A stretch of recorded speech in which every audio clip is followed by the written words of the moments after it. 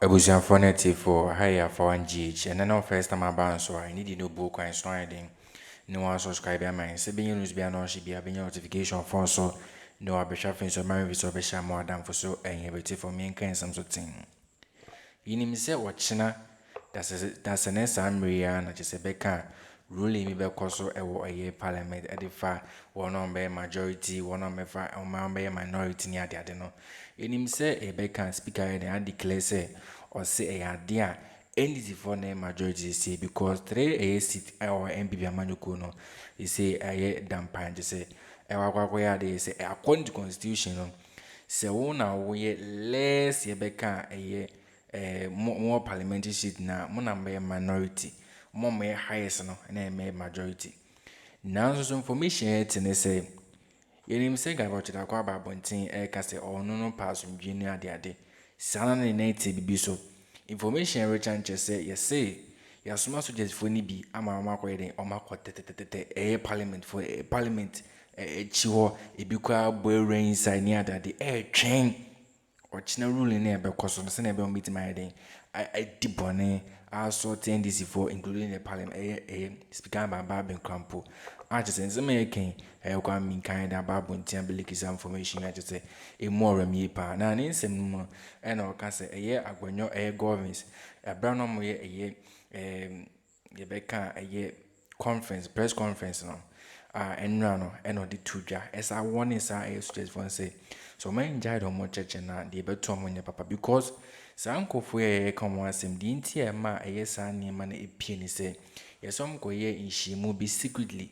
se na be ankomeden or meeting as much as soldiers for Newz soldiers for ka say yesi bi ma di kind that Newz se na ebi mo enye den ebon joso nti no mo ba bon soldiers for na ka sa ba bon to be dey leak some information e dey ma NDC for any some trofo nyina so omonya de omonka nti niema e course no yebeka niema e course 2020 election 2020 niema soldiers for ni boru parliament ni ade koye to trust am near that no and I beka agwanyo government say ka se sankofo nyina no e be take more into account se na be ya or 2025 say ban say omo nyina be den e make sure say be the mass match so I that say no one in work can chom say who that so parliament chi te say o china sa rule ne ko so awako scatter sa rule never ko so kai say ono mo yes an 2020 no dia the same thing no mo sign ne china dia mo nyina e be den e make sure say be di mo asem sa ban sa kamuni go te kwa min kai ba ne den kuma twena den ato aso bi o da kwan na mama kai ne honorable agboja governance kai se bra no mo ye o mo se ntwefo nhia mu nura no wo mu hunu ye o mo de o mani hunu ye sa asrafo bi tete mantwa baabi e wo mraso badwafie no wa mama warning mesa ba warning ne so wa mama warning hwe Ghana ni bia wo hwe metie me o chenya mbo asa nko parliament da o chira ko parliament kwada kwatira na kwhwe nia ebesi wo mraso badwafie public gallery ho no edi enti na ho se mraso badwafie o mu dwumadie ne koso ye wa kwanya se ye betimi ayedai abehwe etu obi angoya bi Ochenya it will be very interesting in parliament. Obia go hebi. Ochira ye nyina beba hobi. Ye beba behwe proceedings. Ye beba behwe se de mu besi ayam nooma. Ye fie ye Ghana for ye fie no no. Ye tumi ni bi kokobon sem bi etudwa. E afa adwenfin, adwenponi bi a ewo nkofo bi tirim. Titiru fatena ho. Mraso bedwafo na enyo masem. Asra for the some the barracks na mutio. And you see, men na nyina wo say asra for ni nyina na nia mo yei omo pe. Ya wasra for bia edidi omo tirim ewo mumu. Se nia ekoso omo mpe. Omo so omo to aba. Special voting dani dura. Omo be kwa akwoche omo adwen. Omo wadwenche ewa hoche ye ekoso yi. Omo adwenche ewa mamofun ya ekoso yi. Omo ho adwenche but nyina omo kose ehwe omo tirim ensa de ya na yakoso a wo boase tokwa so ya ba ho ban ya bedu sa level we eti adentina obi tumi fie bia wanya opeso ogina sa tumi fie na so e de say bibi fefe we ya ama Ghana ba ya krabehe to be fear me obienya o peso o gina so e de say ade we but no about Agboja governance e de say one in aba ko na no mo ye obi anfi mu na no mo ye obi ani akire ampe oni akora won make sa order ne say asrafo ne mra but say sa asrafo na motete nwura mu ho no sa asrafo na motete mraso badwafie emfikyire ho no wama mo warning so tina wa bro mo kwa akotena se hwe na obi anya bibia ensem fata tie no. It was government that ordered the military and the police to enter the chamber and assault members of parliament. Indeed, my colleague, Honorable, our colleague, filed a motion for those individuals of which we have details of those military officers and what they did in the chamber. But I can guarantee you it's not yet sunset on those issues. Just to add, we are aware that between yesterday and today, government, some elements of government have had a meeting again to deploy the military to the precincts of parliament to enter the tent. We are aware of that. We can just ask those around the Accra Sports Stadium that at a point in time tomorrow, they repeat the same misconduct. We can guarantee them the people of this country are sovereign. If you wear a military uniform or police uniform, you work to the constitution. But they should be aware that the life of this government is less than 2 months. They will have to account for their conduct in 2020 and whatever they do tomorrow. But they shouldn't be surprised the people of this country would react forcefully to any misconduct of anybody in uniform. But you see, the funny thing is, say, Obuko yes, how much you no take his decisions now. I don't imagine say, oh my, I know what is your winning in our say, and I am a fraud your way or more can swore. It will surprise you. What I mean, no Casano. What I mean, no Casano. It will surprise you to know, say, it's a movie I'm quiet, no. I'm a Fanano. Someone yes, I know. It will surprise you to know, say, now man for me was Yamunasia. The Nana Moki can no more and your show. It will leak information. And the my. It will shock you. Say, said the Namusi coachy, and your way of Fahasea, and you'll be back. You say, it's the argument to no, and I know what say no. San no man, I'm a yano, and I'm a Fanano, yano. It will shock you to know, say, a man for a Namuni or multi meeting national. Not all of them were happy about it. And that is the reason here, Ombe leaking information, be say, and Yama Yamubi. And say, Honorable Agboja governance, can you okana, where I'm Rasha Bedwani, one man Metina Bedrum, and Kasakwa. No, for politics, eton chain for once. Ebiasi pain, your memoir, Ebram Rasha Bedway, Rasha Bedway, and show Mujumedi Asafo Frono. Asra for no mubegu or no free, and you don't know buy why the castle or Mombra. Dobio, why your Juma says so you need pain. Ube to about Bedima dance your say Asra for no, so being Casa move, Muti free move, unless there be a good guitar. But say Ghana no Coca-Cola, but you say, but may fatu one America.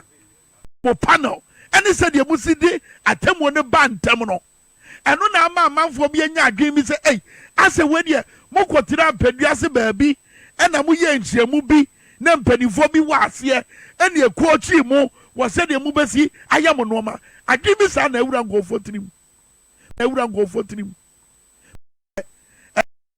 And bet him about. Say next week I'll say, okay, one should generally to me so. I shall say, bra, Masabe de Fie. Never you one officer, near we know. A boom Rasha Bedfie and him tia. Adiana, a bet with Yaba. And Adian Guana Gabio Tredako, and one.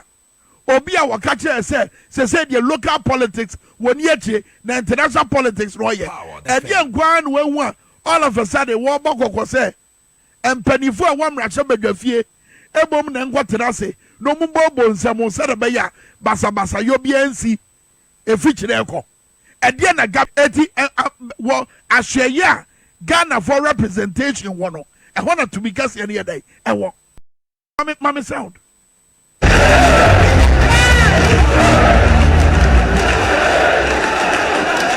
We're actually working out now. So they have received instructions to move out now. So the military men are moving out now. That is the way to go. The military has no place in this at all. Not even the police. The police should be the first instant force or security body that should be called in things like this. The military has no place at all in matters like this. And here you are talking about parliament, the place of debate, the place of argument, the place of dissent. And if they are, portraying what really they do as in parliamentarians, you don't need military to come in. What are they here to do? And what can happen? What is the worst? So if the NDC MPs fail to budge, are they going to be shooting? That is wrong. We don't need them here. If anything at all, it's the police. But we don't even need police here. They are marshals of parliament. They are elders amongst them who should be able to ensure that cool heads prevail. We don't want to go back to the days of the military. Anyway, City Newsroom for Sabreno. Now my TV in your friend City TV. Is that the channel 1? Every day free. Eti Sabreno City News. Omo commentary Salomadonu na ate de no. So wama abusuafo ne tifo eni atinsema ekwan minkan da babo ntiabeka ni nesi bibiso na okasa because osinshi mudie bi amokoye no kukuemu agese man madwin se eye ochen rule na bekoso make sure soldiers for bedding bebawura no makwakoye de o makwa akosoti NDC for MPs for including the speaker kwat se enya asem guto because the ye asa information we pie ni say eye omo soldiers for nim say omo special voting no be a Belgium for mommy police for mommy doctors for any soldiers for any special voting mom almost some on what aba engineer cost on ya de made or many any gem 80 constitution of the age Michael Quay Tamana a year beka near me because or ma a wasenka a incophobia a minority and could say majority or any same thing and could be Supreme Court and query she no some ye because it's a go against see a year NDC for the a tassum but go against see a beka a year MP for the and the was the Kodan chief justice mammy get to corner and not NDC for a normal press conference on Mocase and ya dear chief a year beka chief justice on Betino dear a year beka speaker na cano muti the man the speaker can say or me a majority and no muti. The speaker has go dance with him, and no muti, and yet dear, ye, mammy to Conan Becca no more biti. And when I cramming can say, in case you watch a crampono, say, Barbing at once afraid a chief justice time, dear men panny be your parliament. I just in any brepan and our casa. Nanny Casimono and our cousin. Send a NDC for a senior breno, and yan dear near my waber to this year speaker declared to majority no. Or major muna jemucha dins no makasa because MB4 by one team can say we are breaking the 8. So if say you are breaking the 8 oko minority no and then I'm on breaking the 8 and also one tia say oko minority and I'm breaking the 8 and as NDC for oko majority no and I'm breaking the 8 isn't that them why any yinti but some of baby send a in case the parliamentary city crampon ya go against him whether some majority for inti no more ya no much in chim air bamba beans and my the mass high majority say in case says Mahama I be president cry na me majority na Mahama the near me banner bit my boy Ghana for enya dem to because na me a majority come ningo ti in my kwame kaba bon se keba did you come try na bana wrong na no be ni yetete according to honorable Agboja Coffins and no be ni yetete say wa hwe betima si kina he dey see ye ebra parliament way e show omudwumadi ase ye besin ne obia ntimi entwi obia so yentimi fro obia musa oni akone se eye dan na ma sa order e ma asrafo e betwintwan mrase badwafia na mu eye dan ne ma asrafo akwanya no e ma mu bawura the floor the chamber of parliament ena me kwa me menka se bia mrase badwafie omudwumadi ekwaso na me yese me wura wa ye ma marshals rat me. So how come say on that night or in that moment that say eye dan na ma sa order e ma asrafo e betwintwan mrase badwafia na mu eye dan ne ma asrafo akwanya no e ma mu bawura the floor the chamber of Parliament. And I make Kwame Minka, say, be a Rasabella Fie, or would you, my dear Cosso? Now, me, yes, me, Urawa, you remember my house, right to me. So, how come, say, on that night, or in that wee hours of the night, in that early morning, a year day, and I'm ranting, ya no much, a strap water day, a year day no muraho. And we don't want that situation again. Yam Bessa Sadia will be CBO. Say, Speaker, Edina Temuaba. Yeni kwa fofra ye betima faso anase edien kwana ye hwehwe within this se mo na da bi edama no se abaya ye kwa kwotwe mo se mu bedi nkunim se mo ni da se mu bedi nkunim in the next 2 months mo da minority edien na besi mo tena minority edien na besi edien na besai no edien na besai and so far NDC amanyo kuona dan na di se Ghana do makoma so chen mo amutimi ma akwanya ni yagye atum na yede etoje achiche nkofo na eto a wose yegye eto a wose yegina so na yede eto yegina emre bi so ede eto ginjan bi te se yade akodi ewo eto na yede abeto Ghana fo so na ye boa ma hokyere no akosoro na ye de tuo bi ti say e-levy abeto Ghana for so na ye boa ma hokyere no akosoro and so far NDC afana wo mrase badwafie no wo mo na dan na di so omo gina ba bia Ghana for gina etisa na nyame nchade ono ani nyansa mu wasesem ama NDC abedom dom Kesi a wo ha on say speaker kasa wie wo ha on say ebra Professor Michael Kwe eyi atan no adentina mumu bi anya de mu ye enei ena de kwatia mu nti madwala yetie mahama yarega onobo mahama yarega ebra na wo gina mamra no so a wo bisa se emra ban na court ni gina so edi yi sa atan no tie no anybody to suspend a decision of the speaker in Parliament properly constituted. What we know is that under Article 2 of the Constitution and Article 130 of the Constitution, the Supreme Court has jurisdiction to make a declaration as to whether or not an act is consistent or inconsistent with a provision of the Constitution. But to suspend a decision of Parliament or a directive of the Speaker in Parliament, we are not aware of the legal basis of a conduct like that. Act on the basis of communication coming to us from the Speaker. We don't get the news and act on them, or cite copies of records of proceedings in any court on social media and act on them. We act on the basis of communication coming to us from the Right Honorable Speaker.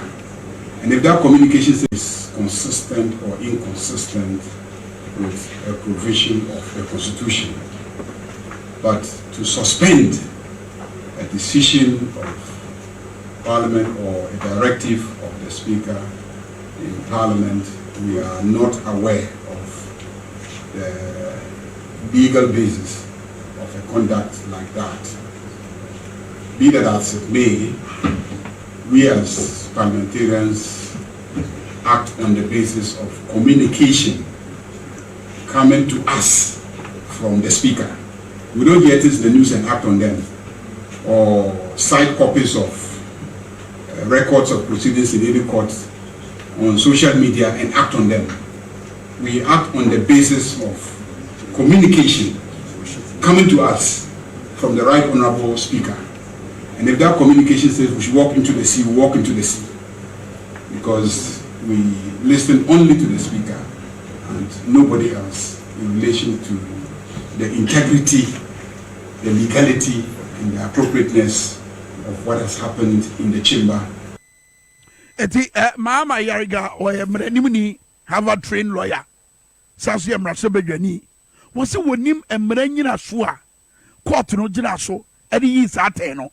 say speaker asɛm a waka ɛwɔ sɛ egyina no yɛ mɔntungu so onim baabi afiri deɛ ɔmo nim ana sɛ deɛ speaker no bɛka no ɛno na ɔmo bɛdi so ɛdeɛ na so far speaker naka speaker no say mo na mo yɛ dɔm kɛseɛ ɛdeɛ no ana ɔmo di so sɛ na speaker sɛ ɔmo nante kɔ po mu a wɔn bɛ nante awura po mu sɛ speaker sɛ ɔmo nante nwura gye mu a wɔn bɛ wura gye mu deɛ speaker naka no ɛno ne asɛm a ɔmo nim ɛniyɛ ntie honourable ɛyɛ agbogya governance ɛbra na wɔde for native for any information about na so say meeting for pema asɛm no ye ma mote sa news request say imorem ye pa so edify a speaker ba ben so oba be free chief justice no was this in case of free chief justice say ochina de be mpa na bisi our parliament no yeti emu nsema je say nya asɛm ketwa so just for so makote te de twen eye ochina ruling na so my imagine so be di bone no during a year beka ochina ruling na be kosona so mba sorti a NDC form including a speaker na information yakotifi kwa minka